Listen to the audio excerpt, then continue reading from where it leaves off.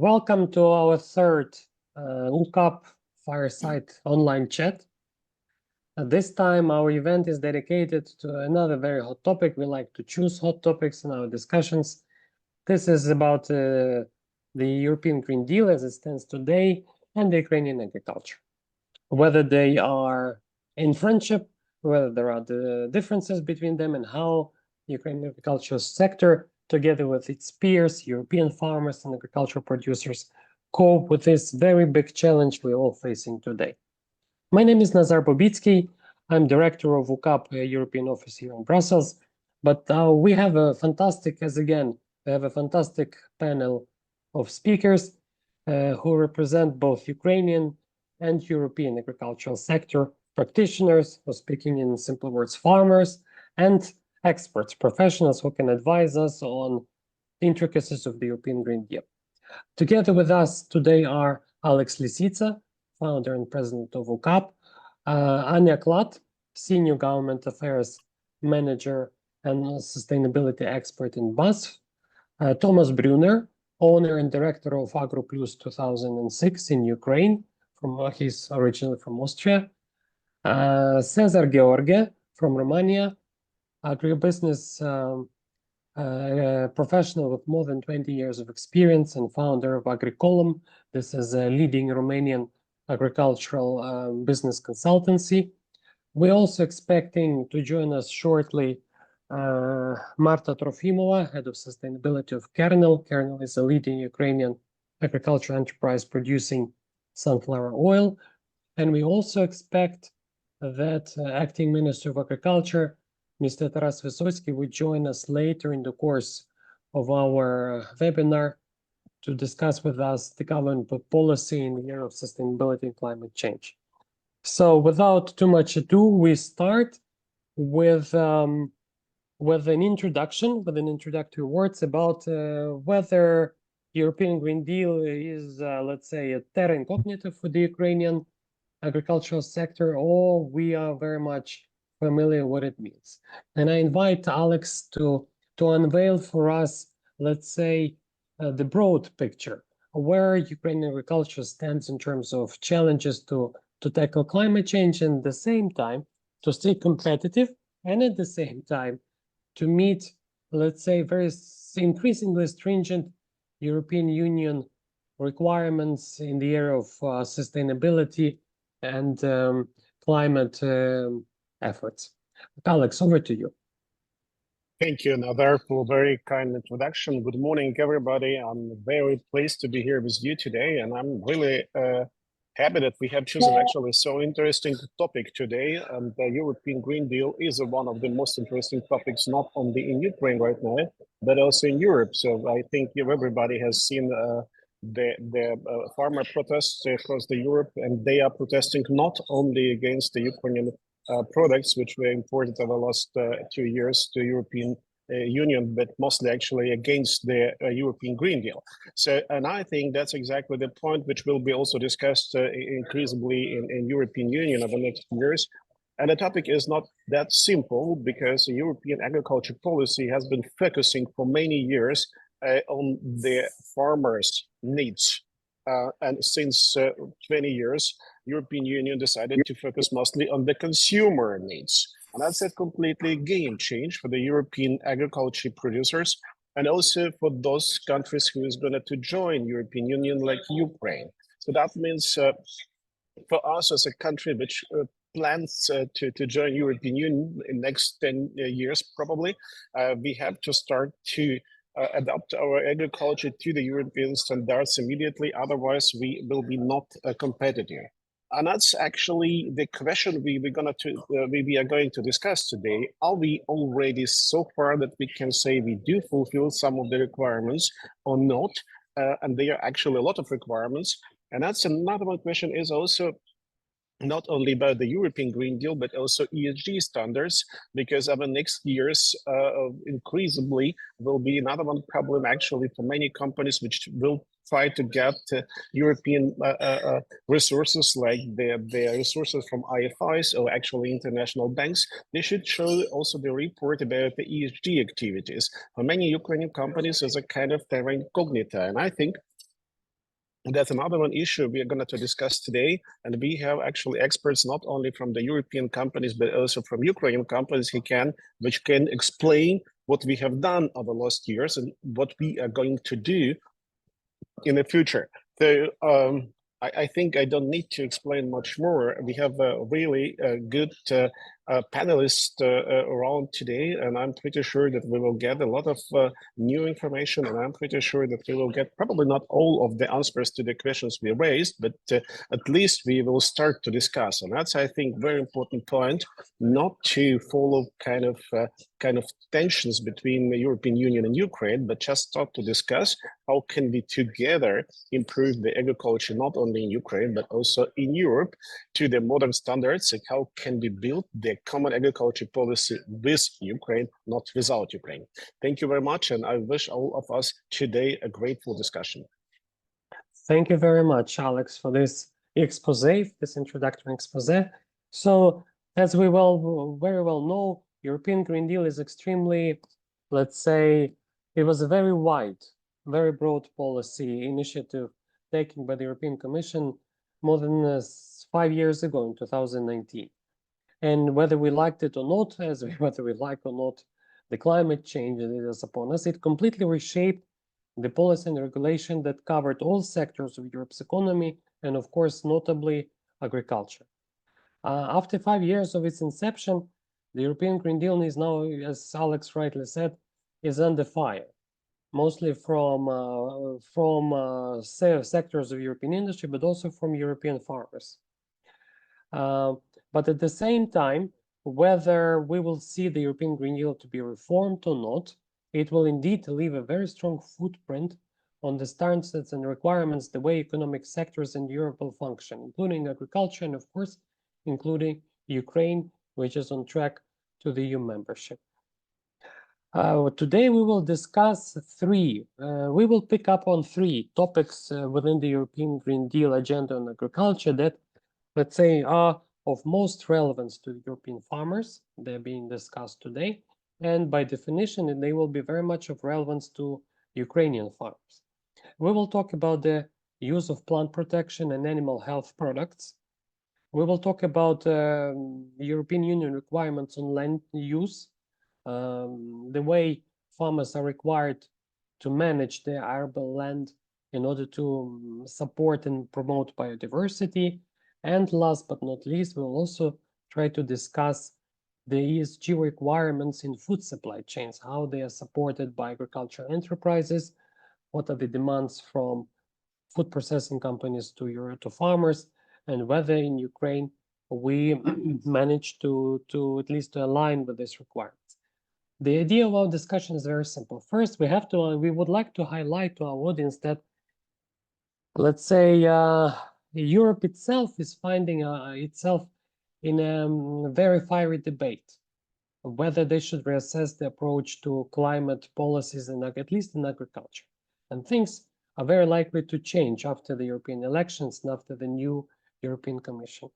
And at the same time, we would like to highlight how Ukrainian agriculture sector is first coping with the same climatic challenges, how Ukrainian farmers are adapting to this moving train of European regulation on climate and sustainability, and whether, again, stereotypes that Ukrainian farmers somehow cut the corners and do not adhere to the same environmental sustainability standards as their European peers, whether they are founded or not. So first, I would like to talk about plant protection products. So as we all very well understand, the smart use of plant protection products is key to maintain productivity of farming in Europe and also in Ukraine. But at the same time, it may be at odds with basic, let's say, basic challenges of sustainability in ecosystems. And of course, it may lead to additional emissions in arable land. I would like to ask Anya to share with us your vision.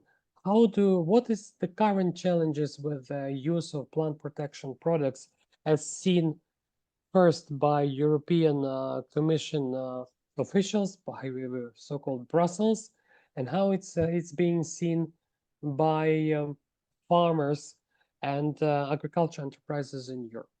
And now immediately the second question: what you have been seeing in terms of European Union initiatives to improve sustainable use of plant protection products? So we know that there has been a discussion in the European Parliament on the new draft laws on sustainable use of pesticides. This draft legislation didn't have enough support, but the policy drive remains from part of Brussels. Anya, over to you. Yeah, thank you very much, Nazar. Thank you for giving me the opportunity to be part of the discussion here today. I really like the idea of starting the discussion very early, given the complexity of that topic. So as you asked me for the European standards, so let's start with the existing standards and then move on to the ones that have been proposed under the Green Deal and the Farm to Fork and Biodiversity strategy. So starting with the existing standards, I think the most difference between the EU and other regions, including the Ukraine, is that since 2011, the European Union has introduced what is called hazard-based criteria for plant protection products via a regulation 1107/2009. This regulation is important for plant protection products because it lays down the rules for the authorization and also the approval of the active substances. So that is really fundamental. And 10 years ago, or more than 10 years ago, as I said, the EU shifted from a risk-based legislation, which is valid in all other parts of the world, towards a hazard-based one.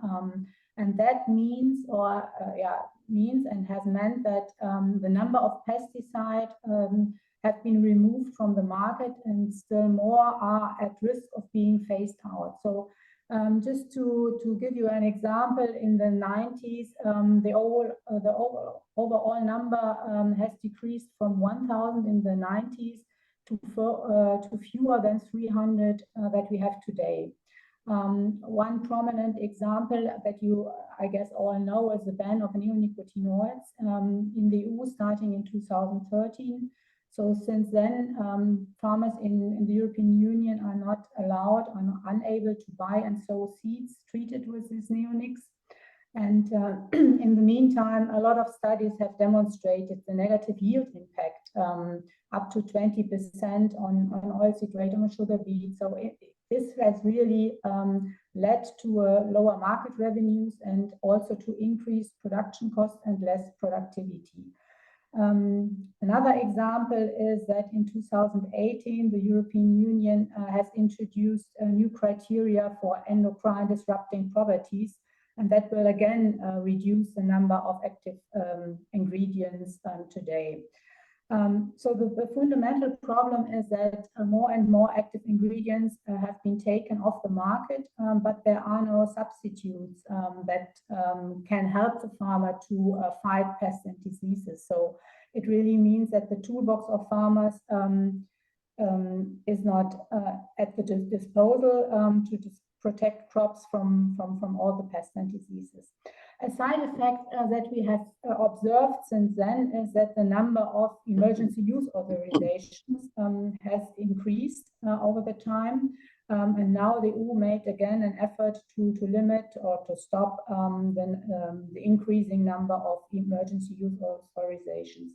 So the overall conclusion is in the end that it is important that regulatory changes have to be synchronized to the speed at which substances will also become available again. So it's really important to, when we talk about the Ukraine applying EU legislation, that it is important to discuss transition periods, to go on with solid impact assessments. I think they are really needed to evaluate the impact on productivity, on farm economics, not only for the Ukraine, but also for the EU and globally. So I think that is something that is needed. Mhm. Thank you very much, Anya. So basically, what we see is that farmers in Europe are squeezed between between the hammer and the hard place. So first, let's say not demands, but accusations by environmentalist experts that innovative, let's say, or established subsidies are indeed posing harm to ecosystems, to biodiversity, most acutely to pollinators. And the hard place is being that very many innovative established substances have been key to maintain productivity, especially in this very competitive, both European markets on agriculture and international markets. So the question is how to cope with this Yeah. challenge for farmers and how to cope. And the same, I would say, the same agenda, the same issues is facing the Ukrainian farmers, whether we are within the EU or whether we are still on the path to joining the Union. So in fact, I think, how to say, the experience, the practical experience on the ground from European farmers is very key for us to understand how to cope and how to see whether how to adapt to these twin challenges. And at the same time, we may find ourselves in a situation where we and European farmers are more allies in dealing with the same challenges rather than competitor. But before we move on this question, Anya, another very quick pass to your side. As you may know, some of the member states, there have been voices in the union that we understand the problems of European farmers and we would like to protect them. And here we come to the idea of so-called mirror clauses. It was proposed by France and maybe some other member states that since European farmers are between the Scylla and Charybda of requirements on productivity and at the same time to maintain sustainability level, they have to be protected from agricultural producers from other countries that do not adhere to this. Can you comment whether this debate on let's say sustainability use of plant protection products is also fueling this, let's say, protectionist voices in the EU? How would you comment on this? Yeah, first of all, I think it's important that it's important to note that the Ukrainian farmers are complying with the standards that are set for them. So currently we have the system where we have different standards, and there are specific standards for importing products, and the Ukrainian farmers are complying with these standards. But as you mentioned, the discussion is of course ongoing, and there are of course currently a lot of discussion in the European Union. First of all, discussion on the Green Deal itself. So Alex mentioned that already. There have been a lot of farmers' protests in the last couple of months. And these farmer protests really led to a kind of rollback of some of the policies in the European Union to more realistic and to more farmer-friendly measures. So as you mentioned already before, the Commission officially withdraw the proposal for the sustainable use of pesticide regulation, which was intended to reduce the use and risk of pesticides by 50%. But there was also the idea to ban all plant protection products in sensitive areas. So this has now officially been withdrawn from the European Commission. Another policy file that was where agriculture concern played a real role in was the nature restoration law. And although the file has been advanced quite a lot, there is still no final agreement on that. And also, we all know that last week the EU paved the way for many simplification measures under the Common Agriculture Policy now under 2027. So it means that the protest of the farmers made it clear that some of the obligations that were intended to be upset by the European Green Deal are unrealistic and have to be changed. And I remember when the Farm to Fork strategy and the biodiversity strategy, you said that in 2020 were announced, that we commissioned as CropLife Europe together with the farmer associations, together with Fertilizer Europe. We commissioned Wageningen University to set up impact assessment, and this impact assessment was really looking at what would happen if the EU would really set 25% set aside for organic farming, as announced in the biodiversity strategy, would set 10% set aside for non-production, and would reduce the pesticide use by 50% in use and risk. And the results were very clear, and in the meantime also supported by a lot of other studies that the yield would go down by ranging between 10 to 20%. Also prices would increase, import would increase, export would decrease. So all these were the results that have been looked at. And I think it's important to do this impact assessment. But don't get me wrong, we as industry support the overall objective of the Green Deal. So I think it's good that we go in a transition for the agriculture, but we have always maintained that the way how that the ideas how the measures that were suggested were not realistic. So I think that is something that has to be taken into account. Thank you, Anna.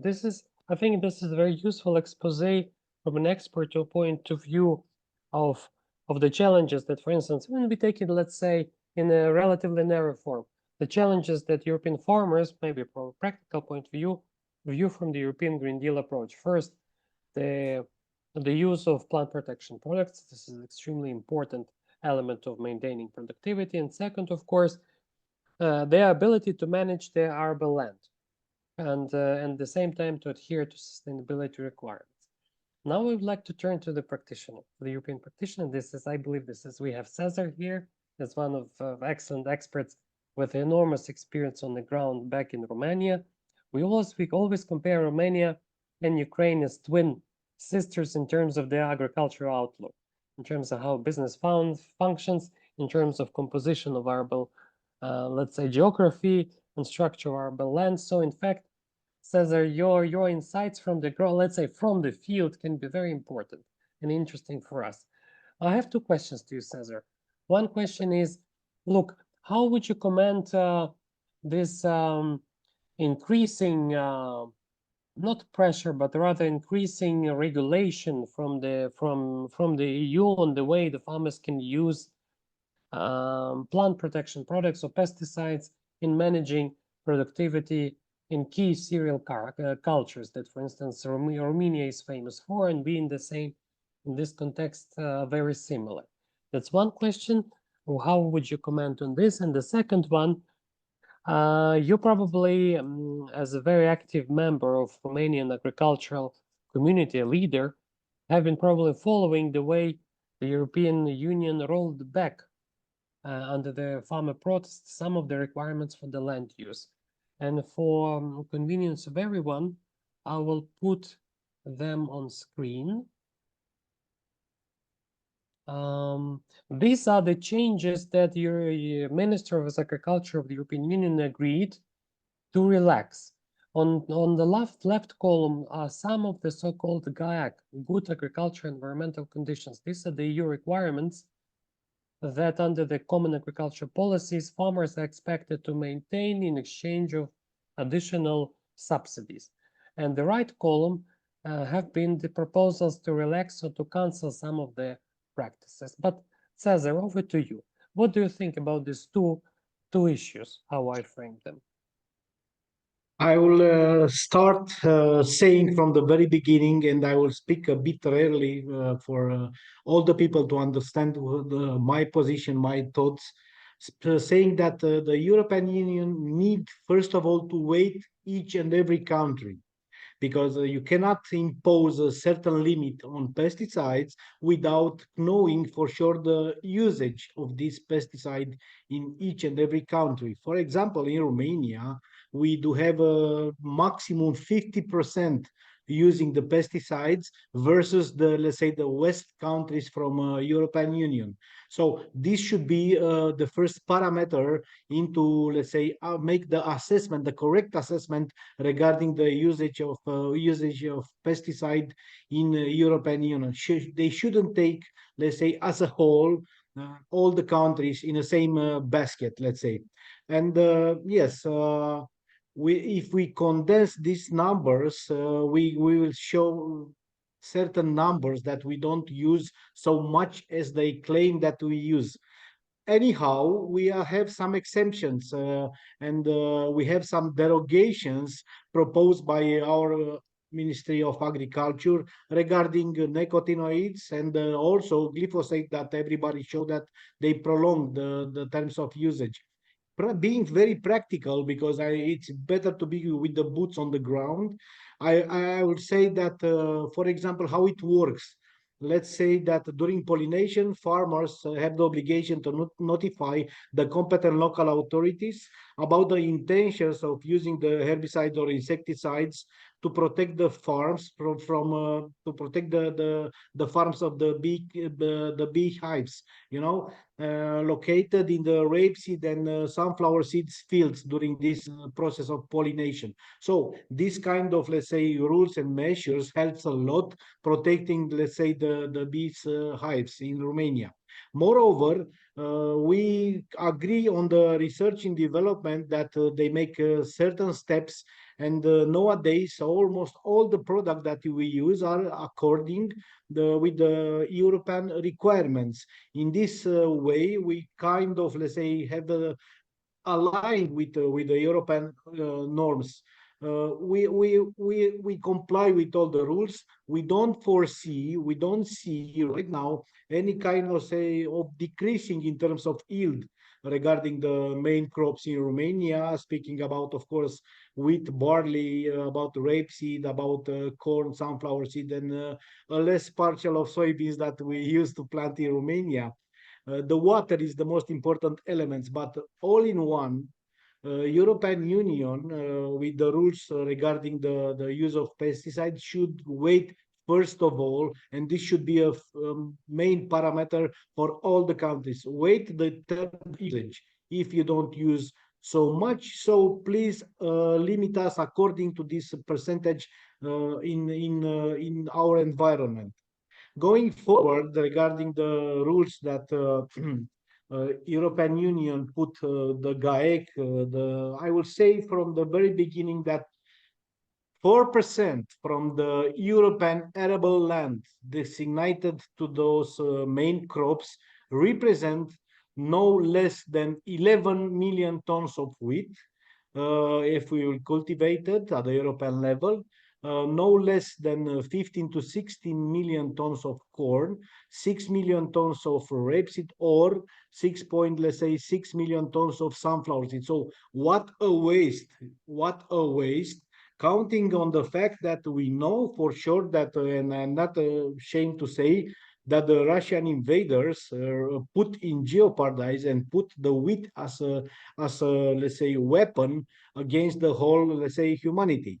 So instead of being aligned and use all the method that we could in order to, let's say, defeat ourselves on this approach, we put this ban. But anyhow, they renounce somehow on this restrictive measure of 4%, and right now they give the right to put let's say soybeans, to put the peas, to put the alfalfa, but this also make let's say a discrepancy on the market, on our internal market, because all the farmers being obliged to plant let's say this nitrogen fixing plants, there is a surplus of goods in our market. The prices are dropping on peas, on alfalfa, and this is a negative aspect. Regarding this 4%, how we cope with this in large farms shouldn't be a big issue.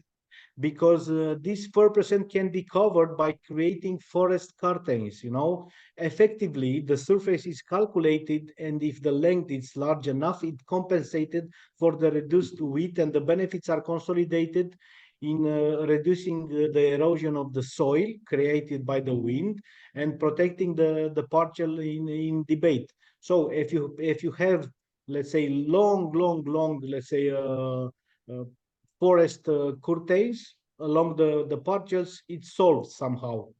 Uh, Regarding the crop rotation, because this was also on the topic, we could say that the norms associated with sustainable agriculture in Romania and all the farmers are anchored in this system from many years ago, because uh, yields generated by the soil may vary due to respect or not respect the crop rotation. The diseases could appear often, especially on the oilseed, especially on the sunflower seed, if you don't respect the crop rotation. It's a kind of, let's say, uh, ABC, let's say, for the first grades on the school. You need to perform the crop rotation. So it's something normal. We have nothing against this.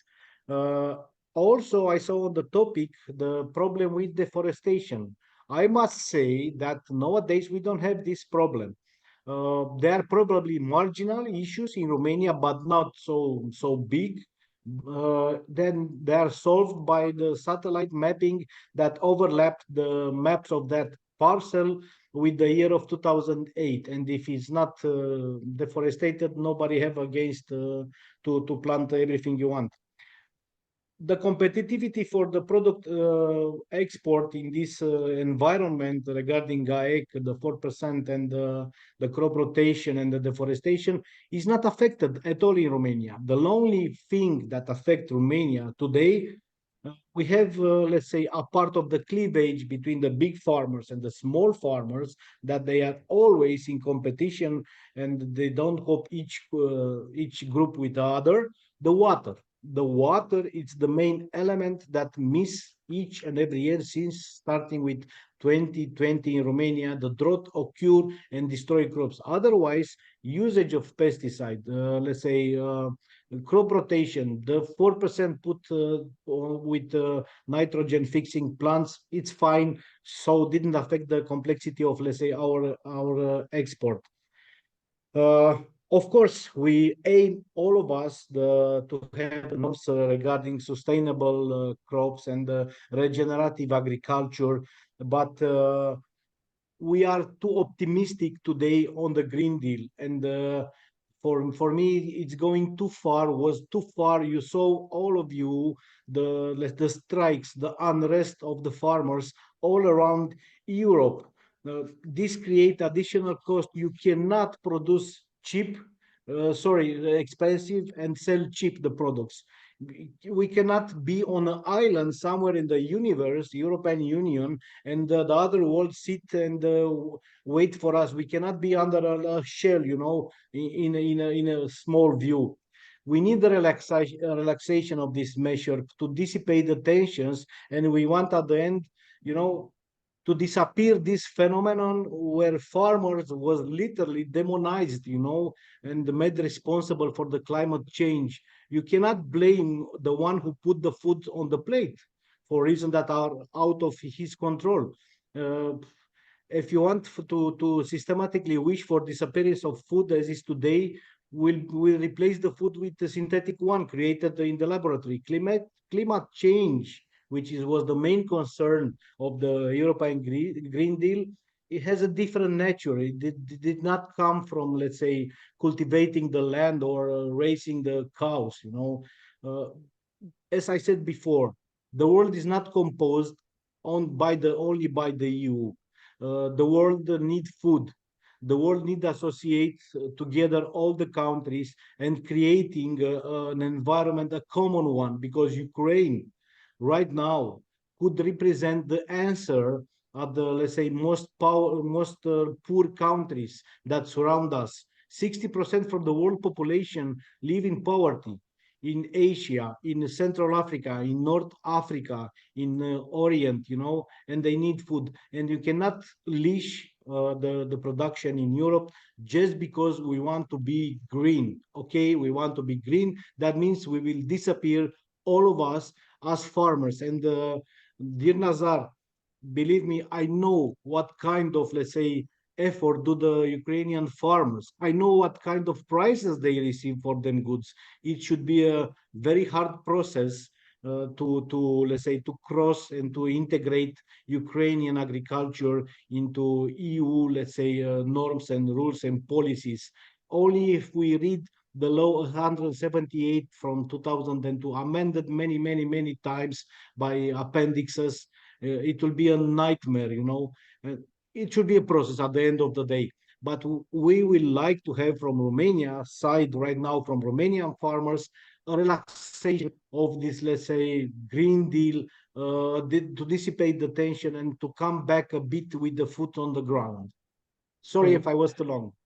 No. I think it was a very useful, let's say, a reaction from a farmer, from agricultural practitioner, would put in simple words, from a farmer on the ground in Europe, in a country very similar to Ukraine, to the, let's say, Brussels policies related to the use of land, the use of key elements for competitiveness, such as pesticides and insecticides.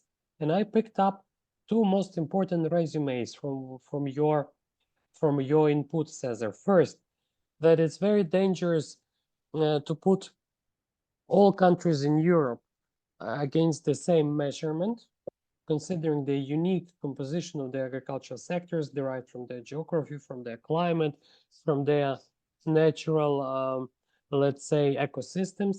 And second, it's very dangerous.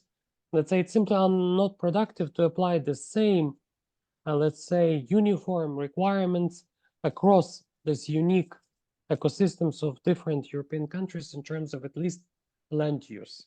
I think this is the lesson that Ukrainian government, Ukrainian agriculture minister should take into account when preparing its position in the future negotiations with the EU. And in a very simple way, in the end of the day, we simply have to refer to the experiences that European countries have when they shape, together with European Commission, the policies on the land use in order to maintain sustainability.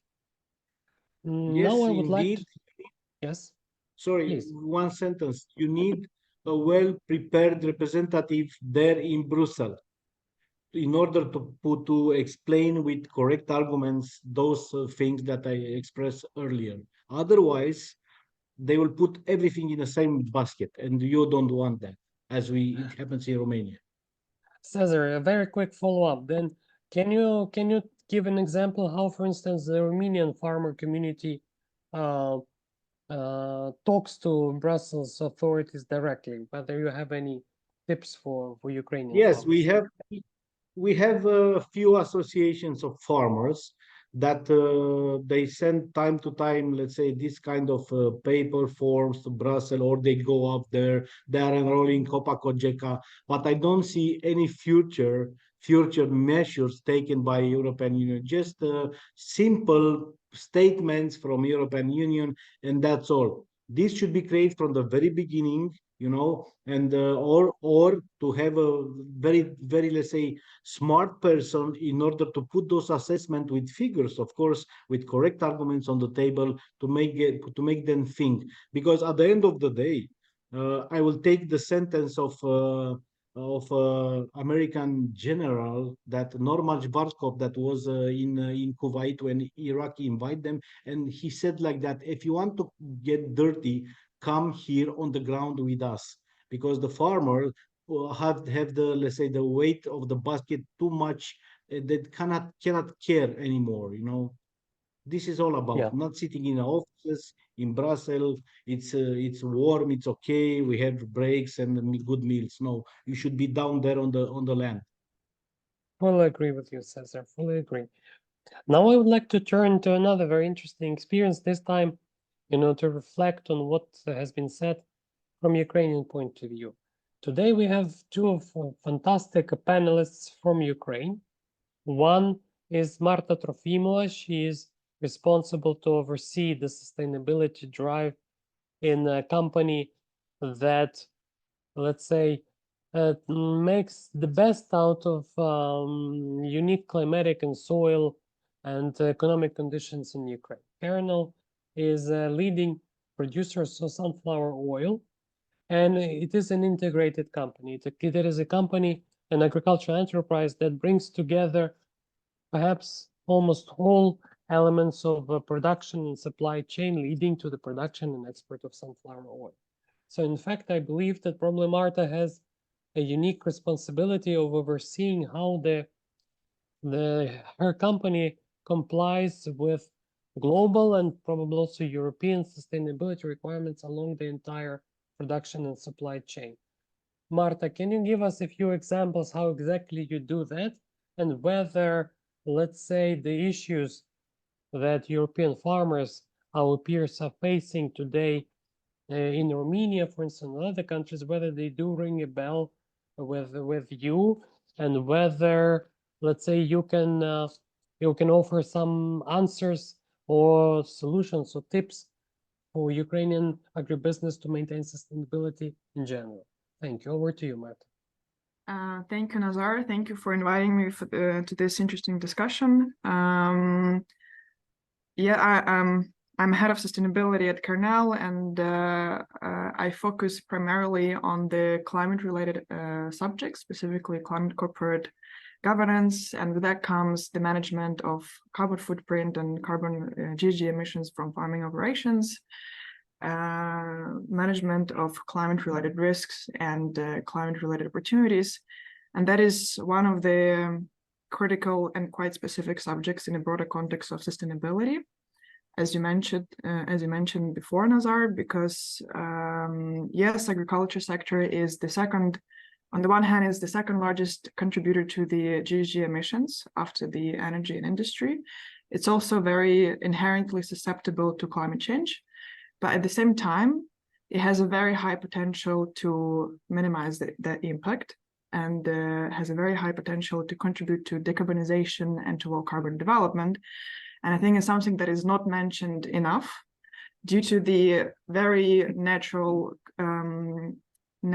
possibilities of soil to sequestrate carbon in a long-term perspective. And with that also comes, with those possibilities comes the additional opportunities that both Ukrainian farmers and companies and European companies can really benefit from.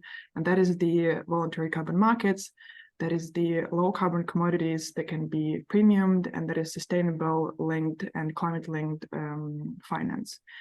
But one of the first points that I would like to make from the perspective of practitioner within such a company, sort of to give an understanding on how large companies such as Kernel really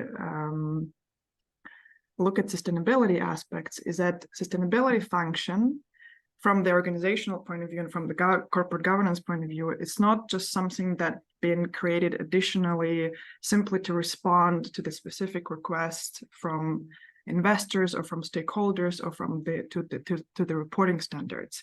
Just kind of a small example to that point is that I joined Kernel 3 years ago, but Kernel has been showing and demonstrating sustainability practices for a very long time.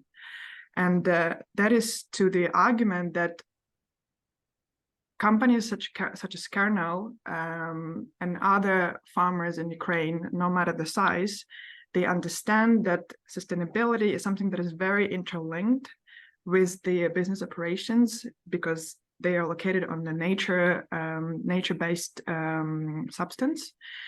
And so the way the company plans its practices and implements its practices is very much integrated with the sustainability principles, with the nature-based solutions, and with those environmental requirements that already exist.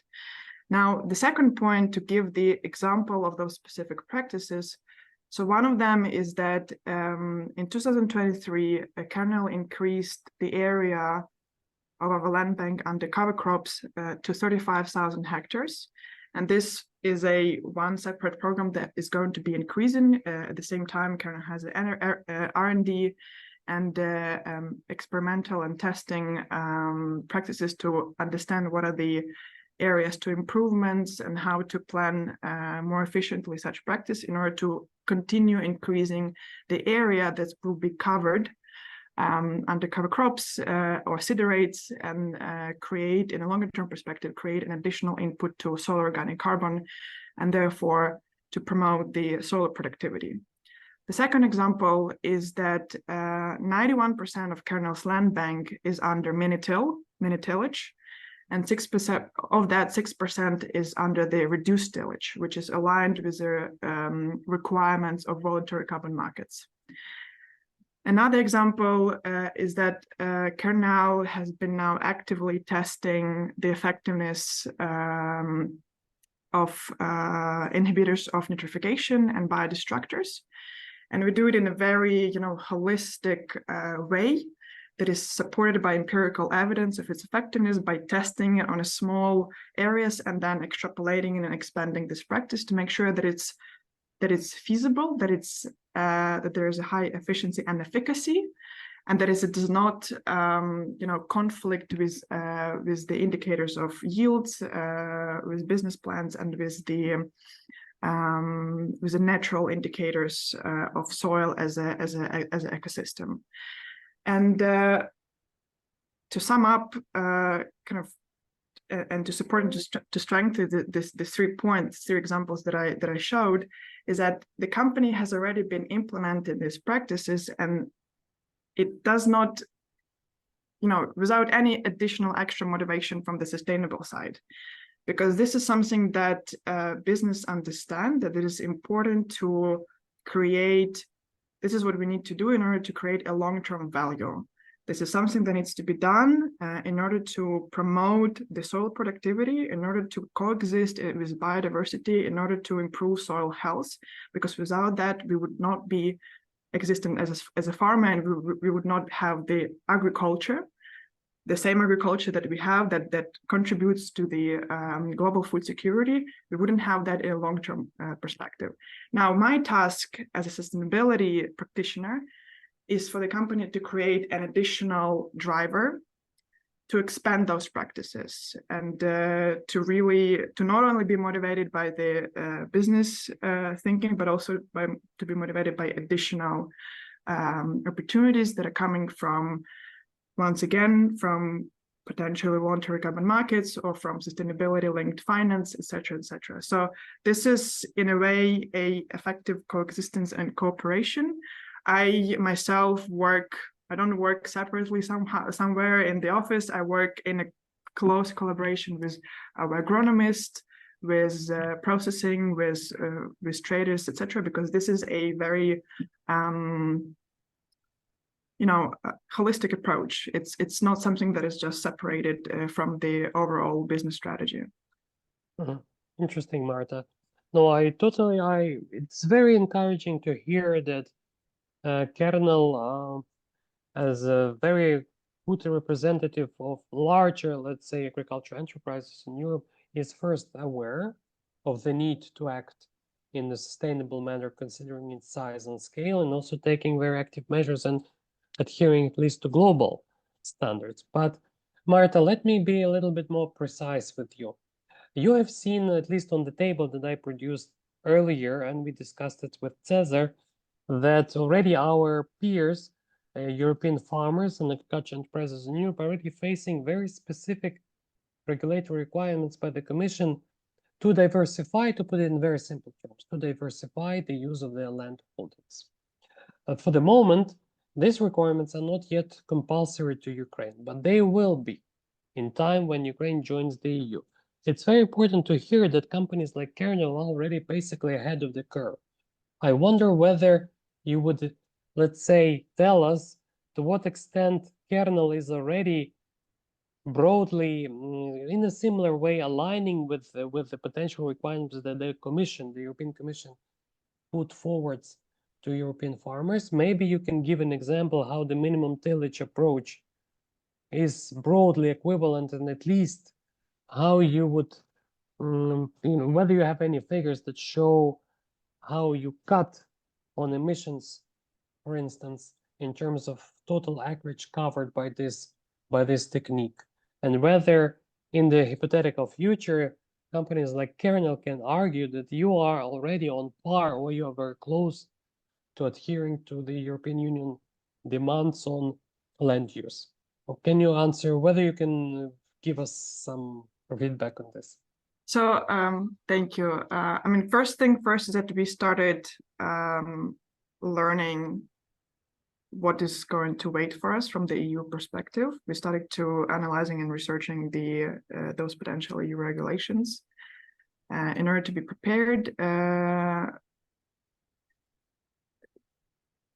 Well, with what you mentioned in terms of the understanding the potential and really quantifying it, I think one part that we are how we're preparing for this is from one side is you have to understand is what any farmers or any company would ask you, what is the point for them to take those extra measures on top of the compliance. Of course, we eventually will have this requirement and we won't have any other options but to comply with it. But while we're going there, the question is, what would be an additional motivation for us? And this is where the pricing comes from, any additional revenue that can be achieved, any additional motivation or driver that a company, that a farmer can collect and the benefit can collect from applying those additional regenerative agriculture practices. That is on one side. And this is something that is also I'm looking for as a sustainability practitioner to understand how to make those practices feasible from the monetary point of view. So to one point, this is to understand, the farmer needs to understand what is the business opportunities or financial opportunities for them. On the other side is how do you quantify this impact and how can you really manage it? And here we are, one of the things that we're doing here is that we are developing a operational accounting of GHG emissions from our farming operations. Because for now, it's a bit of an unclear picture. Everyone has a different methodologies and different assumptions of how much of a CO2 emission reductions you can achieve per hectare. What we're having is like up to 1 ton of CO2 from 1 hectare. Others say, but it's more like hundreds of kilograms of CO2. Others telling somehow calculating that it's from 2 to 4 tons of CO2 per hectare in reductions. And this is a very, a lot of uncertainty here, a lot of methodological gaps that needs to be brought. And this is what we're working on. You cannot really plan any targets. You cannot really plan how to comply with regulations if you can't calculate what you have already now. And this is what we are working on right now. So we want to make sure as much as we want to be as certain as possible how much each hectare of our land, each of our field generates in GHG emissions from different categories of farming operations, so that we can manage it in a proper way, so that we can be better prepared to comply with regulations, but also to be, a full participant in any opportunities. I hope I answered your question in a way. It was a bit chaotic, but in case you have any additional comments, I'm really interested to hear Cesar's comment on that. Don't worry, Marta. We're all very chaotic in our response to first to the climate change, and second to another big challenge of European regulatory response to climate change. I think there's a two big, tsunamis coming at European and Ukrainian farmers from two different directions. So we have to survive this. Thank you, Marta.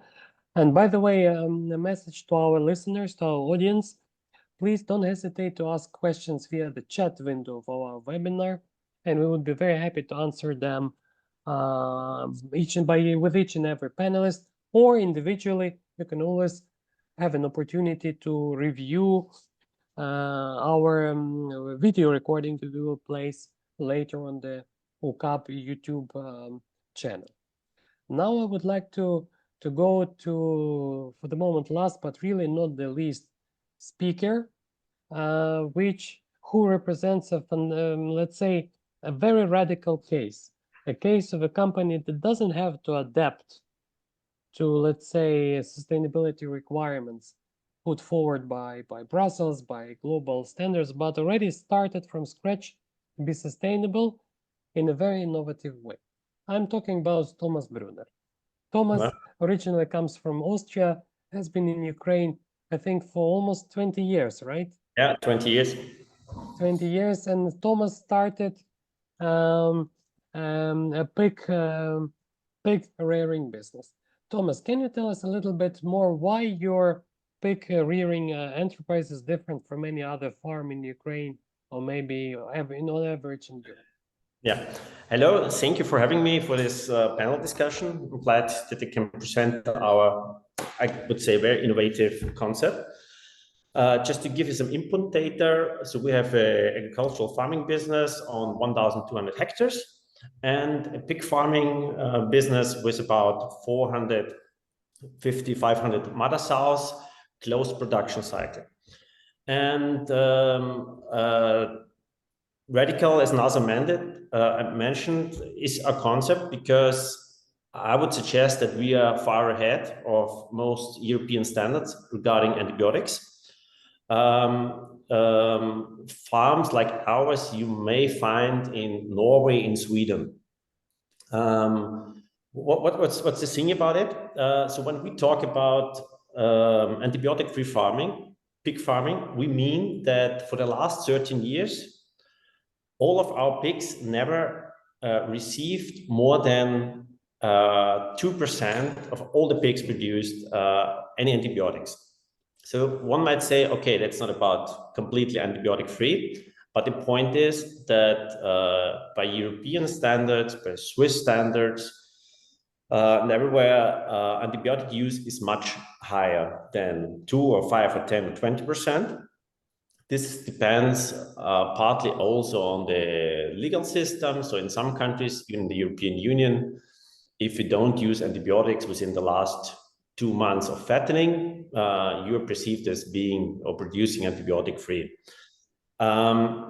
So what's the point of it? We're very simple. So I understand that our system is very provocative. We have a lot of guests from Germany, Austria, Switzerland, even from Japan we had.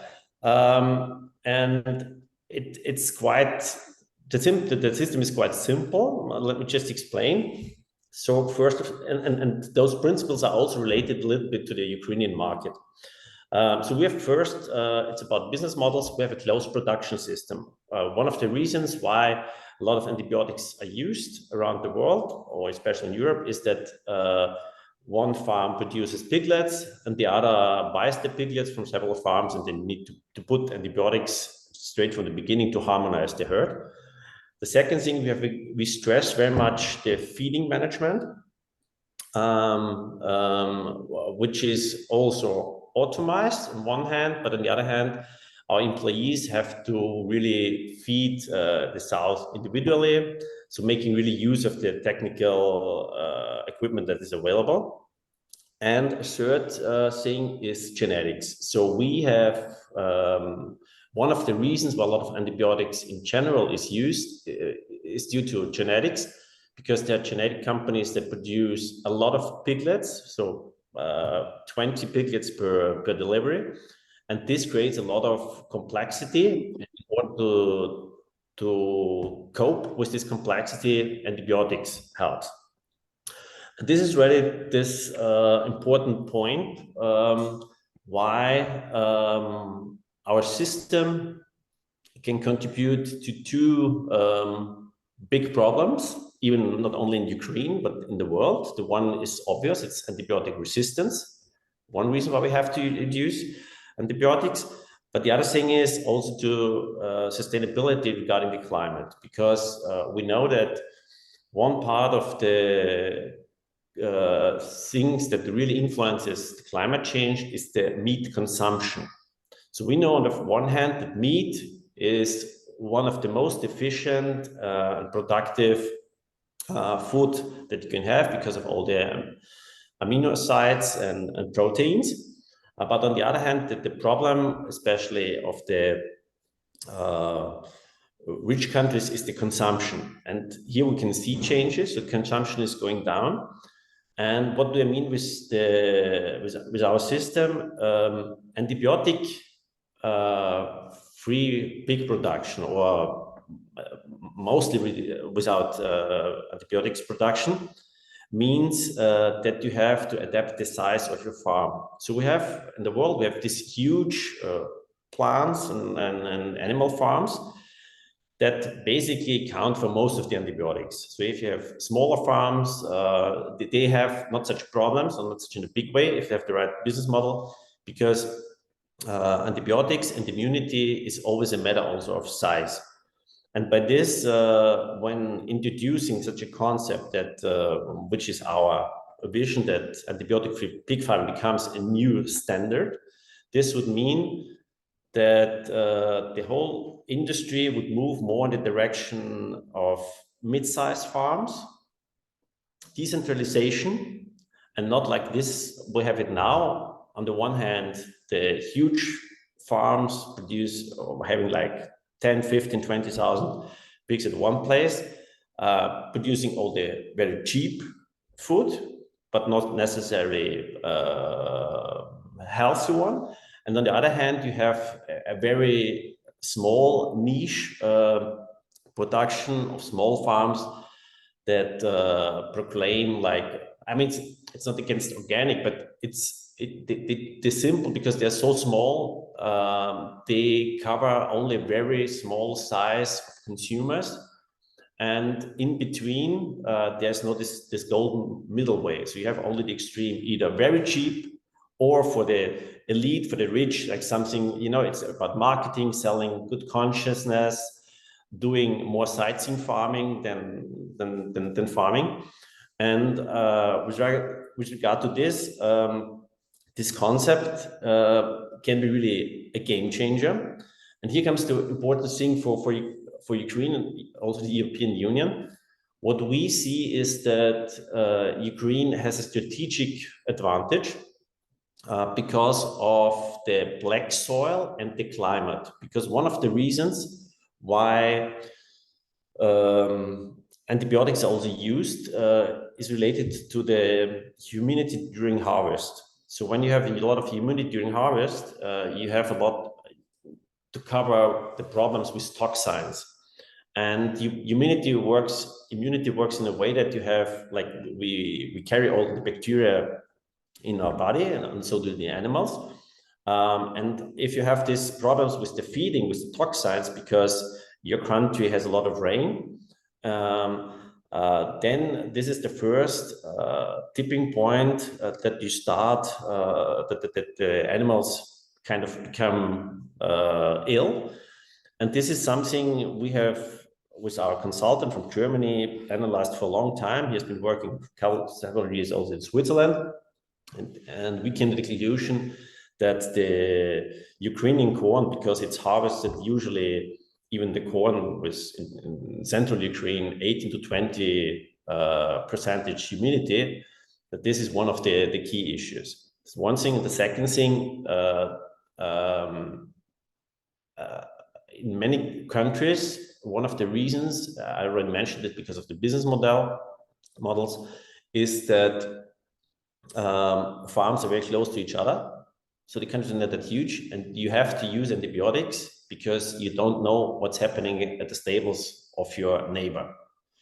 And this is also, I would say, a huge advantage of Ukraine. And honestly, like, if I would have to say, I think Ukraine should put it into its agricultural strategy to become really this country producing high standard antibiotic-free pork, because there's a need for this in the world. It has advantages most other countries do not have in such a big way. And it when we talk about this regarding sustainability, for example, at our farm, we have like a stable farm of 5,000 pigs, and all our visitors always are wondering why we don't have any smell at our farm. I mean, usually pig farms have a certain intensive smell, and we don't have this smell because when we talk about antibiotic-free pig farming, we talk about training all the time the intestines of the piglets. So it's training about the intestines so that they can really adopt all the feed. And because of this, no proteins are left in the manure, which smell, and all this produces other carbons. And as we talk a lot about standards, in what we, for example, recognized in 2012, Ukraine also entered the World Trade Organization, and this meant, as of 2012, Europe could export all its pork to Ukraine, but Ukraine was not allowed to export to European Union because of different standards. And to this could be also a chance for Ukraine to create its own standard, because the animal farming industry is on a very low level compared to previous times. European countries also start to recognize that antibiotics is far too valuable just to use it all the time for for animal farming. And believe me, there's a lot of literature also in for example, like this German book from Rupert Ebner on antibiotics for the animals. A lot of literature that the Europeans still has a lot of issues with antibiotics. And I think, just to sum it up, the chance of Ukraine, or the chance for Europe with Ukraine, is to become again innovative, because Ukraine is in so many aspects very innovative, and the key would be to make these innovations more systematic, to integrate them into strategies. And then from this perspective, Ukraine could really give a lot also from the agriculture to Europe, in order to put things a little bit more into place. What do you mean? We heard before from Anja Klatt that I guess it was Anja Klatt, that the market, the agricultural business has been changing very much from the farmers to the consumers.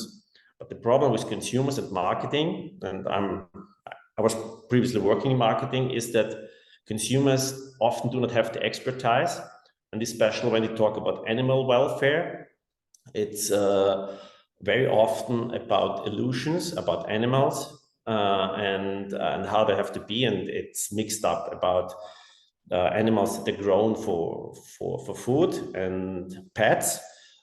This is a really important point, and we have to.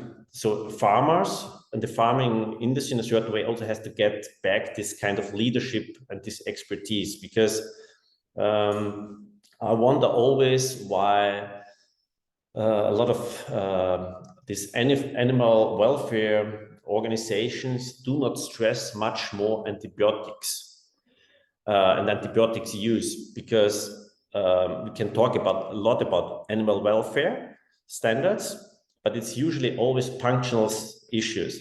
But any farm, for example, that would work with a very, very low, and say about like up to 5%, maximum 10% of antibiotics in its farm, they do something really right. So, and this is also a problem of the European Union, and I know the farmers in Austria well. Everybody is a little bit fed up with all the bureaucracy you have to do. Writing this done, and you have to like this kind of floor and this and that. But the point is, if you have one general KPI, like antibiotics use, and this is very low, then the farmer is doing something very rightly.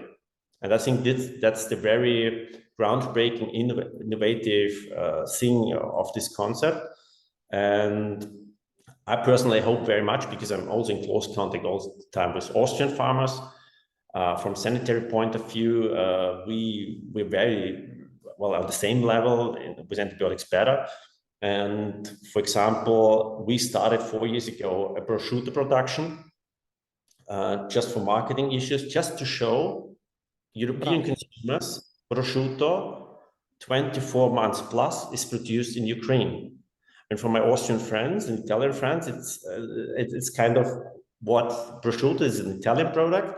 Why is it produced in Ukraine? Then they try it, and they really recognize that the taste is superb.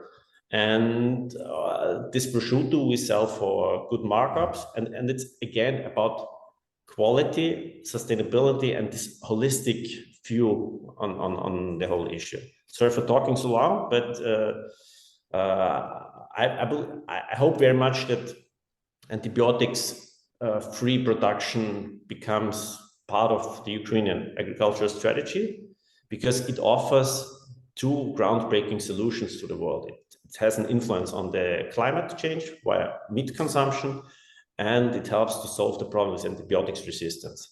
And Ukraine has strategic advantages regarding the climate, continental climate, with the toxins I mentioned, the black soil, and of course also the well-educated people here. Yeah.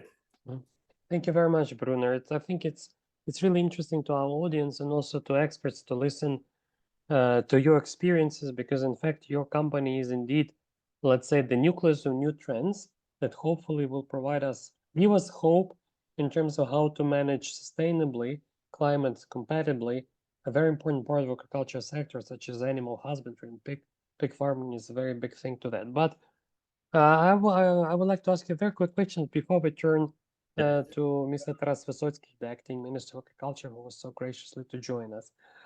Thomas, in order for you to succeed eventually and to prove your model, you need to be able to scale up. But as Ukraine has always been famously a very much export-oriented country, one of the ways for you to scale up is to have an ability to export your product. But I understand that, let's say, you do not have the control over your fate in this respect. There are some, let's say, factors that are probably have to be taken into account that probably stand in the way for companies like yours to be able to access either the EU market or the global markets, in terms of, first and foremost, in terms of, again, meeting the sustainability, animal health and food safety standards. Can you really access this level of scaling up, or there are problems, there are barriers in Ukraine along the production chain? Can you identify those? Thank you.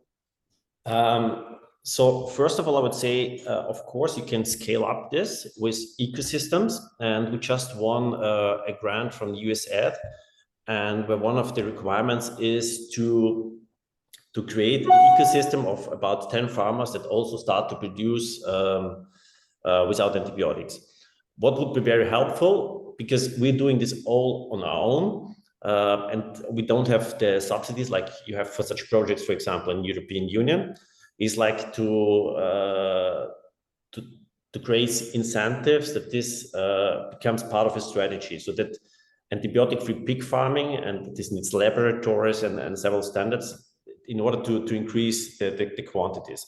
In our case, the European Union is itself producing more pork than it needs, so it's a netto export, and therefore, of course, nobody's waiting for Ukrainian pork as it is, even on European standards.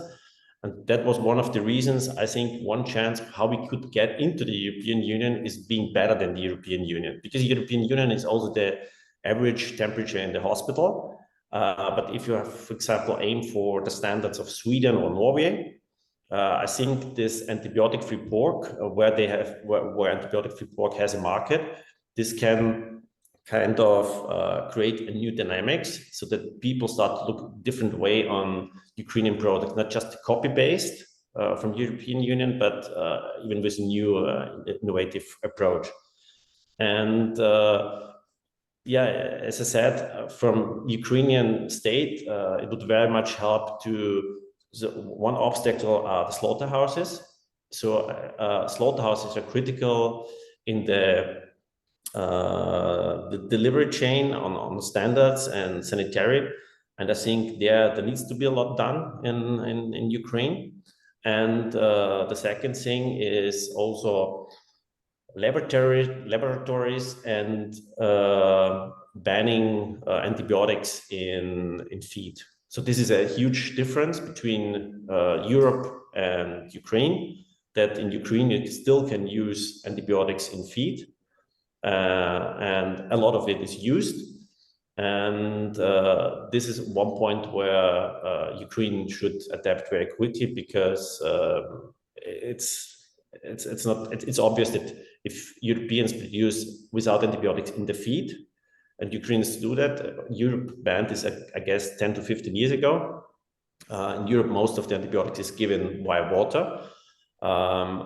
This is, I think, one step that really needs to be done, and the perspective in a strategy to really make use of these advantages of Ukraine, the climate and this close production places that you say, okay, a strategy as of 2030, the Ukrainian state will support mainly with subsidies only farms that produce without antibiotics or projects that deal with this, because it's all about healthy food. It's about contributing solutions to the problems of antibiotics resistance. And even if we cannot imagine such solutions today from Ukraine, I believe very much that, and I saw this within my 20 years, believe me, Ukraine can change so quickly. Once Ukrainians start understand an issue at the heart of it, they change very quickly and they run very quickly. I could give a lot of examples. Just a simple example to understand. Ukraine didn't have a coffee culture 20 years ago, a beer culture and a wine culture. I guess for me personally, the best coffee you can get in Europe is now Ukraine. Lemberg, to be precise. Pardon? No, I'm kidding. Please continue. Yeah. But it's the point is, it's the adopting so quickly, and it's also in agriculture. Drones, yeah. We heard about the drones in the war now, but we started with drones a couple of years ago, and Ukraine is very innovative on this. It's always easier to start from scratch than to transform. We also know that, and I guess that's the big chance. Thank you. Thank you very much, Thomas. Now, I would like to turn to Acting Minister Taras Vysotsky. Minister, thank you very much for finding the time to join us. Let me very quickly tell you what we were discussing today here in the audience. I think the minister, we were discussing the way how the European deal policy agenda now very dynamically develops in Europe, under the pressure also of backlash from the European farmers, who have not been very happy the way they were dealing with the requirements. And we were trying to understand how what lessons the Ukrainian farmers should derive from that. And we tackled 3 topics. One is new policy requirements for the use of plant protection products and animal health products, specifically antibiotics, the view from Brussels and the response from the field in Europe, specifically in Romania. We also discussed how how big Ukrainian agricultural enterprises deal with sustainability and climate requirements along their supply chain. And we concluded also with how innovative approaches like with the AgroPlus company of Thomas Brunner, in terms of using minimized antibiotics, can be really a shortcut in this respect. What would be your message as a minister on behalf of Ukrainian Agriculture Ministry, the message to both European stakeholders, European officials, and Ukrainian farmers? Are we prepared, and are we prepared to be on the same line with Europe in order to tackle climate change? And what is our message, whether Europe should consider, let's say, unique Ukrainian experiences in how we address our own problems with climate in agriculture? Thank you. Good afternoon, dear participants of the webinar. Thank you for the invitation and introduction. Indeed, that topic is of crucial importance for Ukrainian agriculture and for Ukrainian agricultural producers. I agree with the message that we can talk not only about the requirements, but also about sharing the experience and the joint projects in order to meet the goals, the overall goals of the Green Deal. Not going into details about the internal discussion, which is now inside the European Union and farmers with respect to future strategy of Green Deal, Ukrainian producers have started to invest in sustainability and climate-related issues, I would say, since at least a decade ago. because after a signing of the association agreement, and then also FTA, which is since the association agreement, and also retaining the financing of PRD, EIB, and other IFIs to Ukraine and Ukrainian agriculture. Actually, climate-related issues were already one of the necessary criteria should have been met in order to receive this financing. And it's not only about large companies, because as we have started the projects, for example, of funds for partial credit guarantee fund, which provides guarantees for the farmers which cultivate up to 500 hectares and has started to be active since the current year. Also, these obligations to meet the standards of climate support or of the Green Deal are in place. So it means that the culture of starting doing business in the sustainable way is not a new one for Ukrainian agricultural producers and farmers.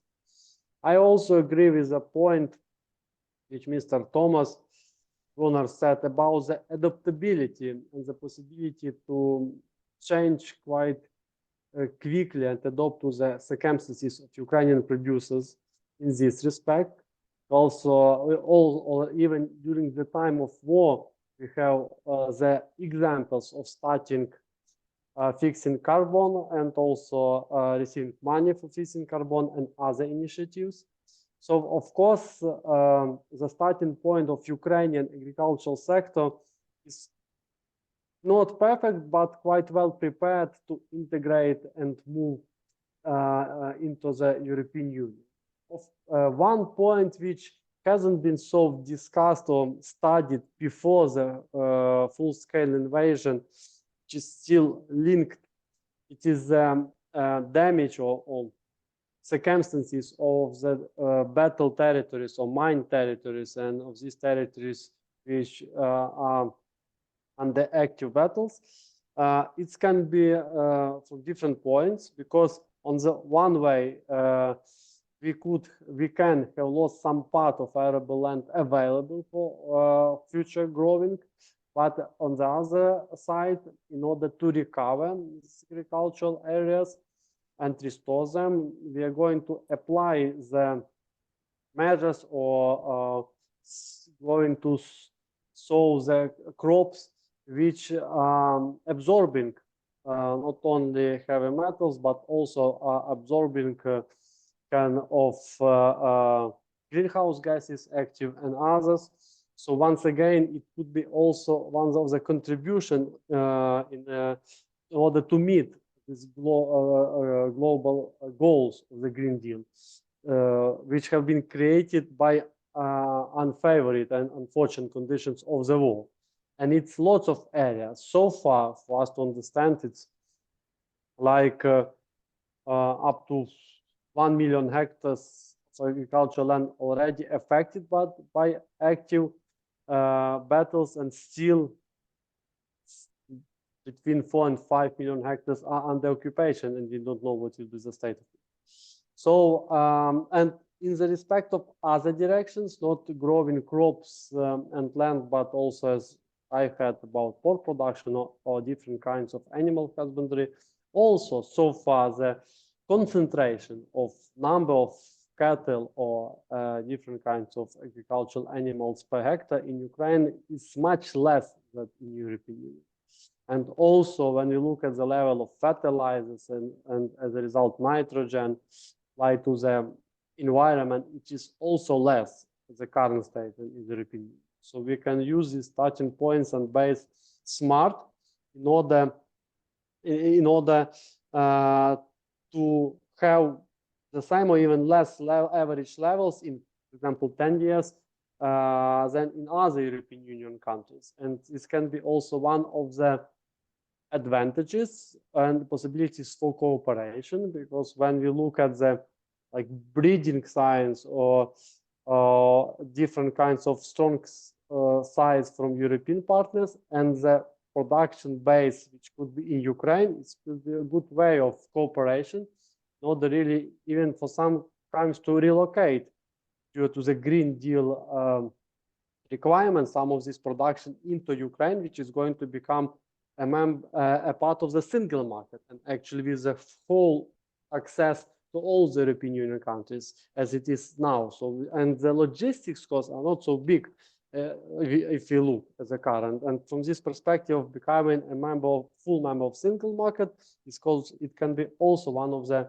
contributions from our side. So in general, we are open and ready to be active participants and sharing experience even during the process of entering the European Union, also as advisors and active communicators, not only as the ones who are going to apply the rules after entering.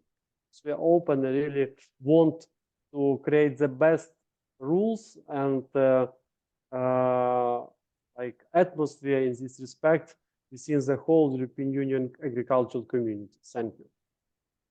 Thank you very much, Minister. I think it was a very useful, let's say, input from that gives Ukrainian government perspective on how to approach this very difficult topic. And we should also understand that the European Union itself is now at the crossroads.